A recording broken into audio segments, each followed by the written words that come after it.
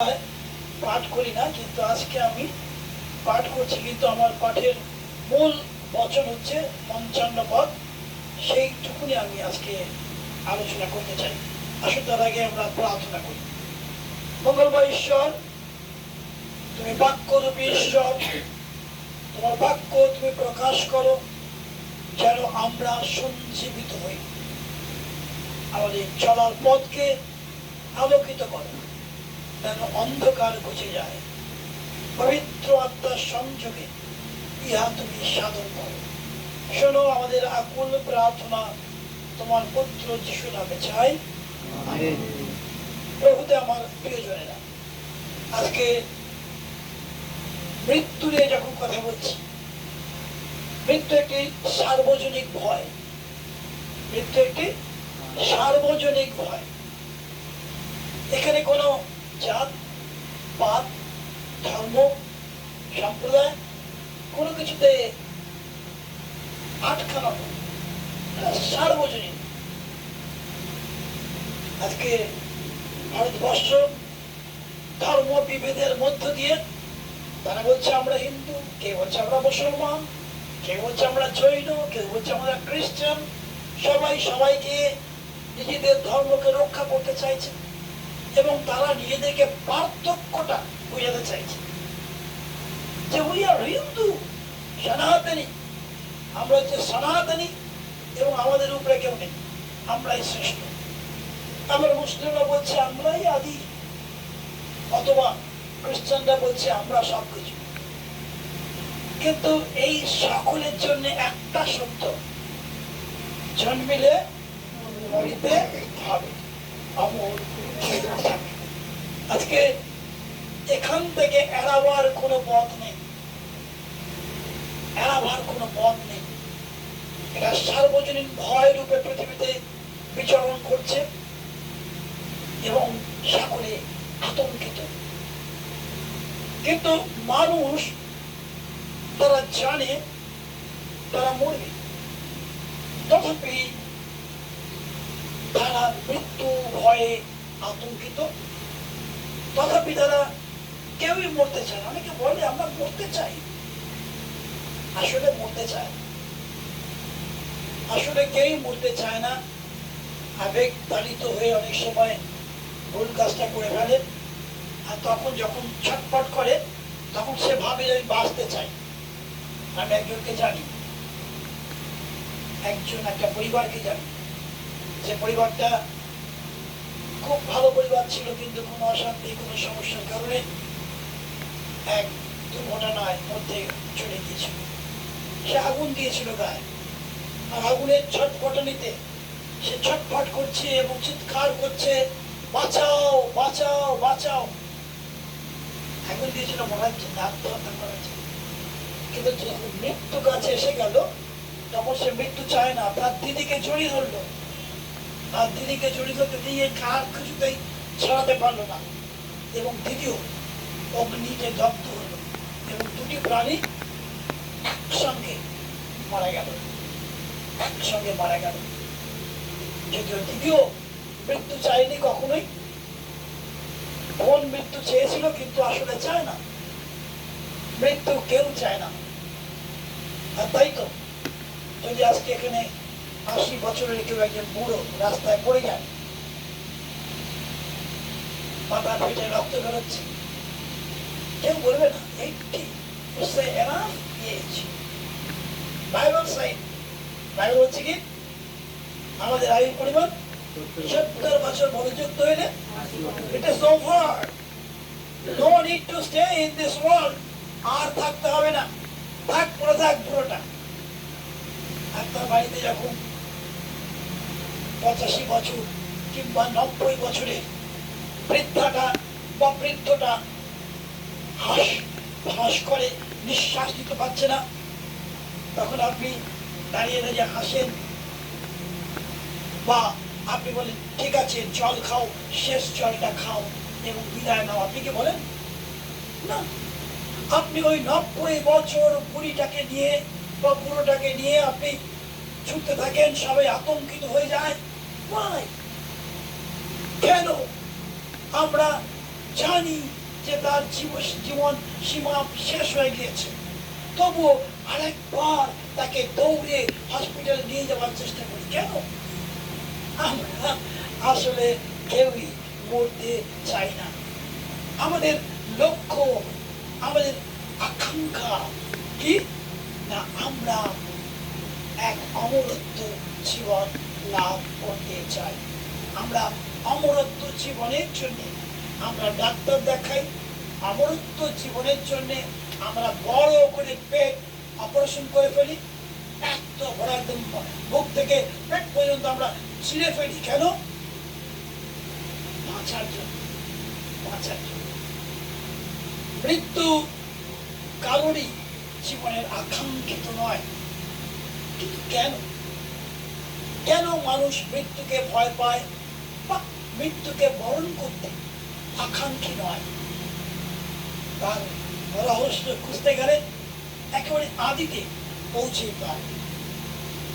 একদম সূচনায় যখন মানুষকে সৃষ্টি করা হচ্ছে, আর তার যে কারিগরি ব্যবস্থা, সেগুলোকে আমরা দেখেছি যে ঈশ্বর আদিতে আকাশমণ্ডল পৃথিবী সৃষ্টি করলেন, তারপরে একের পর এক সমস্ত সৃষ্টির শেষে সর্বশ্রেষ্ঠ জীব, সব ঈশ্বরের সবচেয়ে প্রিয় জীবকে তিনি তৈরি করলেন, এবং তৈরি করে ক্ষান্ত হলেন তাকে সচল করার জন্য।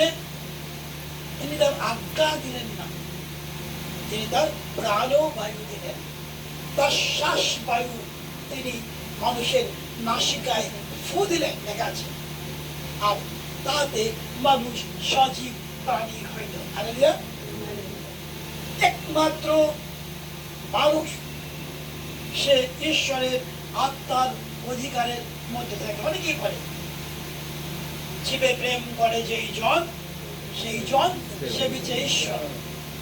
আসলে তারা বলতে চায় প্রত্যেক জীবের মধ্যে কি আছে? ঈশ্বর আছে। কিন্তু তারা একটু মিস্টেক করেছে, একটু মিস্টেক। জীবদের ঈশ্বর সৃষ্টি করেছিলেন মুখের বাক্যে, কিন্তু মানুষকে মুখের বাক্যে নয়, তার হাত, তার সত্তা, সমস্ত সত্তা আইসো আমরা আপন প্রতিমূর্তিতে মনুষ্য নির্মাণ করা। আর সেই জন্যে সমস্ত সত্তাকে প্রয়োগ করেছিলেন। ভেবে দেখুন, আপনি যখন সমস্ত শক্তি দিয়ে, সমস্ত চেষ্টা দিয়ে, সমস্ত ভালোবাসা দিয়ে যখন আপনি কিছু তৈরি করেন, সেটাকে বিনাশের জন্য তৈরি করেন, তাই মানে যে বিনাশ হয়ে যাবে না, সেটা আপনি ক্ষণস্থায়ীর জন্য তৈরি করেন না। কি করেন? অনন্তের জন্য। মানুষ ঈশ্বরের শ্রেষ্ঠ জীব, অনন্তের জন্য সৃষ্ট হয়েছিল, তাদেরকে সৃষ্টি করা হয়েছিল অনন্তের জন্য। তাই আমরা মৃত্যুর কথাটা পেয়েছিলাম ওই আদি পুস্তকে, সেখানে এই মানুষদেরকে সতর্ক করা হলো, do not ask the death, মৃত্যুকে ডেকো না, মৃত্যুকে ডেকো না,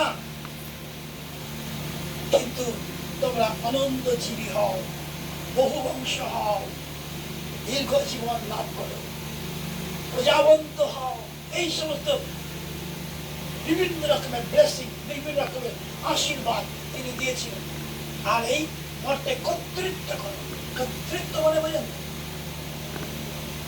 অথরিটি, পাওয়ার আপনাকে দিয়েছিলেন, যেন এই বিশ্ব ব্রহ্মাণ্ডে আকাশে বাতাসে আপনারা চড়ে বেড়ান, সাগরে পাহাড়ে আপনারা উঠে বেড়ান। এই জন্য আপনাকে কর্তৃত্ব করার অধিকার দিয়েছিলেন। তাই করছে মানুষ এখনো। কিন্তু একটা জিনিস হারিয়ে ফেলেছে, সেটা কি? আমরতা। একটা জিনিস হারিয়ে ফেলেছে, সেটা আমরতা। যদিও সেদিন তারা হারিয়েছিল একটা ভুলের জন্য। আর এখানে আমরা দেখতে পেয়েছি বলা হয়েছে, মৃত্যু তোমার জয় কোথায়, মৃত্যু তোমার হুল কোথায়? আর তারপরে পদে বলছে, মৃত্যুর হুল পাপ ও পাপের বল ব্যবস্থা। মৃত্যুর হুল পাপ।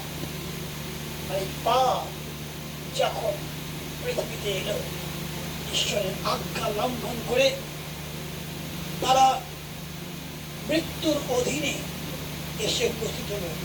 যদিও সতর্ক করেছিলেন, খুবই ভয়াসেস দিয়ে তিনি বলেছিলেন, যদি এই গাছের ফলটা খাও বলে মরিবে, এটা বলতে পারে, বাট না, মরিবেই মরিবে, যারা জোর দিয়ে তিনি বলেছিলেন।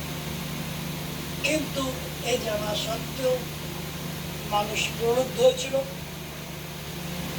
মানুষ ঈশ্বরকে অবিশ্বাস করেছিল, মানুষ ঈশ্বরের হাত ছেড়ে দিয়ে শয়তানের হাত ধরেছিল। আর যখনই শয়তানের হাত ধরেছিল, তখন অনিবার্য মৃত্যু তাদের জীবনে এসে উপস্থিত হয়। কিন্তু ওই মৃত্যু থেকে তারা জীবনে উত্তীর্ণ হবার জন্য পাহাড়ে, সাগরে, পর্বতে তারা ছুটে বেরিয়েছে। দূর থেকে দূরান্তরে তারা ছুটে বেরিয়েছে। কোথায় জীবন আছে, কোথায় সেই ঈশ্বরের সান্নিধ্য আবার খুঁজে পাবো, যেখানে আছে শান্তি, যেখানে আছে সুখ, যেখানে আছে অমৃত, যেখানে আছে আনন্দ। সেই আনন্দ, সেই এদন কানন কোথায়? এদনের কাননে খুঁজে বেরিয়েছে মানুষ যুগে যুগে। কেউ যদি একটুখানি ভালো কথা বলে, একটু শান্তির কথা বলে, আর ছুটে গেছে তার কাছে, আর বলেছে এর কাছে বুঝি শান্তি আছে। কিন্তু অবশেষে দেখা গেছে তিনি শান্তি দেবেন, তিনি মৃত্যুতে সমর্পিত হয়ে গেছেন। আর তাই তো সবকিছু করার পর, ধর্ম আচরণ করার পর তারা চিৎকার করে কেঁদেছে, অসতমা সদ্গাময়া তমোষা মা চিতিগময়া মৃত্যুম্মা অমৃতম গময়া। তারা কাঁদছে, আমরা অন্ধকারে রয়েছি, আমাদেরকে আলোয় নিয়ে চলে। আমরা মিথ্যার মধ্যে আছি এখনো পর্যন্ত। যা শিখেছি, যা শেখাচ্ছি, যা বুঝেছি, যা বুঝাচ্ছি, কোনটাই সত্য নয়। আমরা মিথ্যার মধ্যে বাস করছি। আর তারপরে বলছি মৃত্যুম্মা অমৃতম গময়া, আমরা মৃত্যুর মধ্যে রয়েছি, আমাদেরকে অমৃতে নিয়ে চলো এই সনাতন ঈশ্বর, সনাতন ঈশ্বরের কাছে। আমরা সনাতনী ধর্মের মানুষ, আমরা অনেকে সনাতন ধর্মে বিশ্বাস করি, but I am believe in সনাতন গড, সনাতন ঈশ্বরে আমি বিশ্বাস করি, যিনি অনন্তকাল আমাদের জন্য তিনি এই মর্তলোকের প্রতি আশীর্বাদ ছড়িয়ে যাচ্ছেন। এবং তার যে সংকল্প, সেই সংকল্পকে তিনি আবার গুনতে আরম্ভ করলেন। যেদিন থেকে পতন হলো, সেদিন থেকেই ঈশ্বর গুনতে আরম্ভ করলেন, how I can receive, I can goat that man hmm I made. আমি যাদেরকে বানিয়েছিলাম তাদেরকে কি করে আবার ফিরে পাবো, তার সংকল্প তিনি সেদিন থেকে এদনের বাগান থেকে তিনি শুরু করেছিলেন। আর তিনি সেদিনকে বলেছিলেন, হ্যাঁ নারী, তুমি যে ভুলটা করলে, হ্যাঁ, এর জন্য তুমি এই চরম শাস্তি, চরম দুঃখ, চরম যন্ত্রণা তুমি ভোগ করবে। কিন্তু মনে রেখো, তোমার গর্ভে, এক নারীর গর্ভে এক সন্তান জন্মাবে, যে তোমাদেরকে আমার কাছে ফিরিয়ে আসবে। আর এই যে সাপ, যে তোমাদেরকে নিয়ে গেছে, অভিশপ্ত করেছে, এই সাপের মস্তক চূর্ণ করবে সেই নারী, তার সন্তান নরের সন্তান নয়, নারীর সন্তান। বিষয় না, নর থেকে জাত নারী, নারী একা একা সন্তান পৃথিবীতে আনতে পারে না, কিন্তু সে বললেন নারীর গর্ভজাত সন্তান। হালেলুয়া। সেই নারী সন্তান, সেই সন্তান কি করবে? শয়তানের হস্ত চূর্ণ করবে। আজকে এই পৃথিবীতে আমরা যারা এসেছি তারা আমরা হয়তো অনেক কিছু জানি, কিন্তু মৃত্যুর হুলকে ভাঙতে জানি না, যেটা আমাদের সেই ঈশ্বরের প্রতিশ্রুত মসিহা বা পরিত্রাতা প্রভু যীশু খ্রিস্ট তিনি সাধন করেছিলেন। আমার একটা ভাগনা ছিল, খুব দুষ্টু, বনে জঙ্গলে ঘুরে বেড়াতো, আর এত দুষ্টুমি করতো, মাঝে মাঝে আমাদের ভয় দেখাতো। কি ভয় দেখাতো? কিছু বলতা নিয়ে আসতো। কি বলতা জাদু জানে না কি, এই বলতাগুলোকে বলতা গায়ে ছুটছে, আর আমাদেরকে নিয়ে পড়ে হু, আর আমার ভয় লাভ পালাতাম, দৌড়াতাম। আমাদের ছোট ভাগনা, এটা আমাদের হাঁটুর বেশি নয়, কিন্তু ওই বলতার ভয়ে আমরা খাবো। বলতা হুল কামড়ায় না, হুল মৃত্যুর হুল, আর বলতার হুল এই হুল ফুটিয়ে দেবে, আর আমি ছটফট করবো, আমি যন্ত্রণা পাবো, তাই না? কিন্তু পরে ওর রহস্য আমরা জানতে পেরেছি। ও বলতাগুলো ধরতো একটা মজার কাণ্ড, একটা ঝাঁটার কাঠিকে এক জায়গায় গোল করে মুখটা তৈরি করতে হবে, গোল আকার, আর এটা নিয়ে ও কতগুলো ওই মাকড়সার জাল সেগুলো ওখানে লাগাতো, আর বলতা যেখানে দেখতো টাক করে সেটা লাগাতো, আর বলতা ওই মাকড়সার জালে আঠায় আটকে, আর ও কি করতো ওই সুযোগে ওই আস্তে করে নিয়ে ওই হুলটাকে টেনে বের করে দিত। হুলহীন বলতা, আর যিশু হুলহীন মৃত্যু ঘটিয়েছিলেন। হালেলুয়া। আর সেই যিশু আমন করলেন, তিনি মৃত্যুর মধ্য দিয়ে এমন এক কাজ স্থাপন করলেন যে মৃত্যুর হুলকে তিনি ভেঙে দিলেন। আর মৃত্যুর হুল ভেঙে যাওয়াতে মৃত্যু মানুষের কাছে ভয়ের কারণ আর হলো না, কারণ মৃত্যু এক রূপান্তর মাত্র। আমরা বাইবেল দেখতে পাই যখন প্রভু যিশু আসবেন, আর সেই সময় কি হবে? আমরা রূপান্তর হব, পরিবর্তিত হব। আমরা মরে যাব না, আমরা শেষ হয়ে যাব না, কিন্তু আমরা কি হব? রূপান্তর হব। হাউ? আপনারা ওই কি বলে শক্তিমান দেখছেন? শক্তিমান ফিল্ম হয়ে কি বলে সিরিয়াল হতো আগে, শক্তিমান বলে একদম ঘুরে যেত, আর চাক্কর খাওয়ার পরেই অন্য রূপ। শক্তিমান এমনি নর্মাল লোক, তার একটু উঁচু মতন আছে, একটা ব্যাগ নিয়ে নিয়ে ঘরে, অফিসে কাজ করে, সবকিছু করে, কিন্তু যখন শক্তিমান হতে হয় তখন সে হাতটা এমনি উঁচু করে, আর উঁচু করলে সঙ্গে সঙ্গে একটা ঘুরপাক খায়, আর ঘুরপাকের মধ্যে দিয়ে রূপান্তর হয়ে যায়, সে একটা অন্য চেহারা আসে, অনেক কিছু করতে পারে, অসম্ভবকে সম্ভব করতে পারে। প্রিয়জনেরা, আমরা রূপান্তরিক গম, ছোট্ট গম কবর দিয়ে দিলাম, আমরা কবর হই না, ছোট গর্ত খুললাম, ছোট্ট গম দিলাম, মাটি দিয়ে দিলাম, যার যার ইচ্ছা আছে মাটি এ দে, ও দে, সে দে, সবাই মাটি দিয়ে দিল, বাড়ি চলে গেলাম।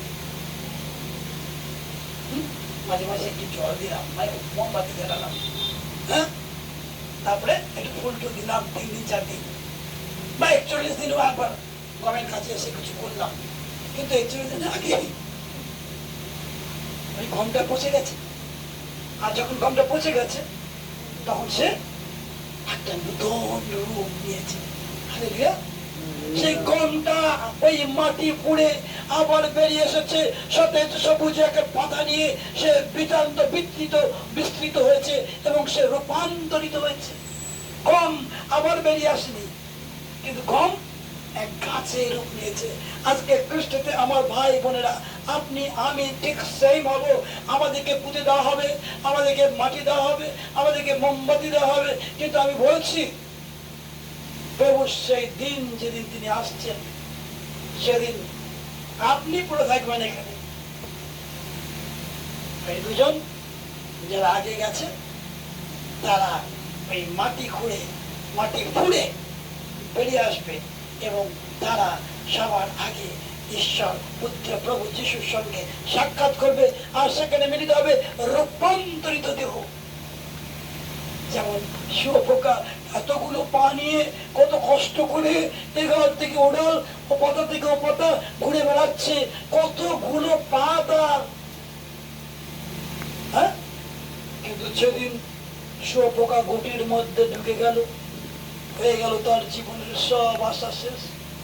কবে বেরোবে, কেন বেরোবে, কিভাবে বেরোবে, শুয়োপোকা কিছুই জানে না।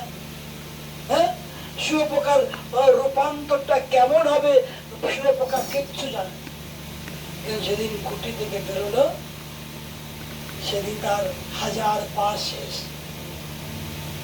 গুটি যেদিকে বেরোলো সেদিকে পাপের কালিমার সমস্ত শুয়োপোকার শুয়োগুলো তখন শেষ হয়ে গেছে, বিলীন হয়ে গেছে, মাটির সঙ্গে মিশে গেছে।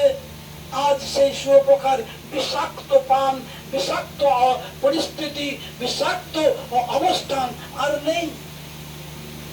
সে আর 100 পা দিয়ে হেঁটে বেড়াচ্ছে না, এখন তার মাত্র গেছে 2টো ডানা। আর মেনে সে উড়ছে উড়ছে, এ প্রান্ত থেকে প্রান্ত, সে প্রান্ত থেকে সে প্রান্ত। যা ঘৃণার বস্তু ছিল এখন ছোটরা ছুটছে কার পেছনে? ওই প্রজাপতির পেছনে। কত প্রিয়, কত মানুষের প্রিয় সেই প্রজাপতি। ছোটার জন্য শিশুরা ছুটে বেড়াচ্ছে, লাভ দিচ্ছে, দৌড়চ্ছে, প্রজাপতি চাই। আপনিও দেখতে এমন হবেন, মধ্যাকাশে যখন প্রভু যিশু আসবেন তখন আপনি প্রজাপতির মতন ভেসে অপরে ভাসতে থাকবেন এবং সেই সনাতন ঈশ্বরের সঙ্গে সাক্ষাৎ করার জন্য আবার মিলিত হবেন। আর সেই সত্যকে ঘোষণা করতে আজ করিন্থীয়তে সাধু পৌল তিনি লিখছেন, চ্যালেঞ্জ, মৃত্যু, ও মৃত্যু তোমার জয় কোথায়? দেখাও দেখিনি। একদিন তো অনেক কিছু কাণ্ড করেছিলেন। যীশু খ্রিস্টর মৃত্যুর মধ্য দিয়ে যে পরাক্রমী শক্তি এসে তোমার হুলকে ভেঙে দিয়েছে, এখন তোমার হুল দেখাও। কোথায় তোমার মৃত্যু? তোমার জয় কোথায়? এতদিন তুমি আমাদের উপরে কর্তৃত্ব করেছিলে, আজ তোমার কর্তৃত্বর অধিকার নেই। আজ তুমি শেষ। মৃত্যু তুমি শেষ হয়েছ, কারণ যিশু পুনরুত্থিত হয়েছেন। হালেলুয়া, যিশু পুনরুত্থিত হয়েছেন। তাই মৃত্যু তোমার আর চলাফেরা চলবে না, আর তোমার দৌড়দৌড়ি ধাপাধাপি চলবে না। তোমার সব কিছু তোমার শেষ হয়ে গেছে, কারণ আমরা মৃত্যু থেকে উত্তীর্ণ হয়েছি প্রভু যিশু খ্রিস্টের মধ্য দিয়ে। তাই তো এখানে বলা হয়েছে, মৃত্যু তোমার জয় কোথায়? মৃত্যু তোমার হুল কোথায়? মৃত্যুর হুল পাপ ও পাপের বল ব্যবস্থা। তারপরে এই রহস্য উদ্ভাসিত হয়েছে। আর সেখানে বলছে, কিন্তু ঈশ্বরের ধন্যবাদ হোক, তিনি আমাদের প্রভু যীশু খ্রিস্ট দ্বারা আমাদেরকে জয় প্রদান করেছেন। খ্রিস্টের প্রিয়জনেরা, আজ একটাই দাবি, যারা পড়ে গেল ওদের জন্য কাঁদবেন না। কিন্তু এখনো আছে যারা যাব, আসুন তাদের জন্য কাঁদি। যেমন তাদের ওই বিষ পাপ যুক্ত শক্তি নাশ হয় প্রভু যীশু খ্রিস্টের মৃত্যু এবং পুনরুত্থানের গুণে এবং তারই গুণে। সে যেন অনন্তের ঠিকানা পেয়ে যায়, অনন্তের অভিষেক পেয়ে যায়, অনন্তের কুটির মধ্যে ঢুকে যায়, নবজীবনের প্রত্যাশায় সে জেগে উঠে আবার উল্লাসে সদাপ্রভুর সম্মুখীন হয়ে তার গৌরব, তার মহিমা কীর্তন করতে পারে। ঈশ্বর এই বাক্যে আপনাদেরকে উৎসাহিত করুন, নবজীবনের প্রত্যাশা সৃষ্টি করুন। ঈশ্বর আমাদের সকলকে আশীর্বাদ করুন। আমেন।